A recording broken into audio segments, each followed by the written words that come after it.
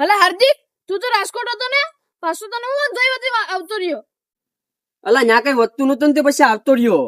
અલા તારો પગાર તો સારો હતો, તોય તારું કઈ વધતું નથી. સારું કહેવાય. આ હારું ઓલા તંબુરામાંથી કેવાય. આખો મહિનો ભરીએ ને તો માંડ 15,000 રૂપિયા પગાર આવે. એમાંથી પણ પાછા રૂમ ભાડાના 2,000, ખાવા પીવાના 5,000 ને પાન માવું આખો મહિનાના ખાતા હોય એના 3,000 રૂપિયા દેવા પડે. ને પાછા ઘેરથી ફોન આવે ને તો 5,000 રૂપિયા મોકલાવા પડે. તો માંડ 5,000 રૂપિયા વધે. એમાં મારે શું કરી લેવું? આ બોલ બોલ રાજદીપ. હું હાલે રાજકોટ ની મોજ. એટલે રાજકોટ થી તો હું ક્યારનો આવતો રહ્યો ને, ખેતરમાં પાણી વાળું. રાજકોટમાં મને યાર ફાવતું નથી. તે પછી શું કરવું યાર? અહીંયા આવતો રહ્યો ઘેર. તું પણ રાજકોટ આવવાનું વિચારતો હતો? અરે તું રાજકોટ આવવાનું વિચારતો હતો ને તો રાજકોટ મારો ભાઈ આવતો નહીં. કેમ કે ત્યાં 12 કલાક નોકરી કરાવી છે ને પગાર કઈ નહીં આપે. તારું કઈ નહીં હદરે, કઈ ભેગું નહીં થાય. આવો આવો માલિક, તમે પણ સાસા દિવસે દેખાડા બેઠો. તમે પણ રાજકોટ ને મૂકવાનું નામ નથી લેતા. અરે હું યાર વાત કરું યાર, હું યાર રાજકોટ ના ઠેલા યાર મૂકતા નથી યાર.